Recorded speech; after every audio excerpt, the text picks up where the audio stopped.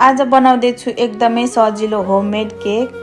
गेहूँ सुपा र दाइसोबाट सबै सामानहरू लिएर आए।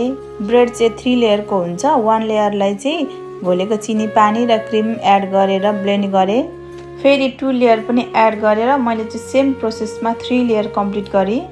मेरो हस्बेन्डको birthday 14 February plus Valentine's day थियो। उहाँको स्पेशल डेलाई मैले स्पेशल फिल गराउनको लागि यो चाहिँ मेरो सानो कोसिस। मैले चाहिँ यो भन्दा पहिला कहिले पनि मैले केकहरू बनाएको थिएन। यो चाहिँ मेरो फर्स्ट टाइम हो। फर्स्ट टाइममै मैले सोचेको जस्तै भयो। केक चाहिँ एकदमै राम्रो बन्यो। मलाई चाहिँ आफैले क्रिएट गरेर आफैले डिजाइन निकाल्न मन लाग्छ। सो मैले चाहिँ यो डिजाइन पनि आफैले नै क्रिएट गरेको।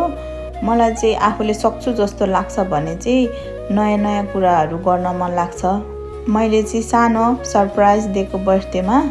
ब्याकग्राउन्ड डेकोरेसन चाहिँ मैले सोचेको जस्तो भएन किनभने सामानहरू छुटेकोले। बट मैले चाहिँ म्यानेज गरेर यतिको डेकोरेसन बनाएको छु। अनि यो बेलुन फुक्न चाहिँ एकदमै टाउको दुखिन्छ। मैले चाहिँ बेलुन फुलाएँ। अनि उहाँले चाहिँ मलाई एउटा रोज लिएर आउनु भएको रहेछ, एकदमै क्युट रोज। त्यसको लागि चाहिँ थ्याङ्क यू सो मच।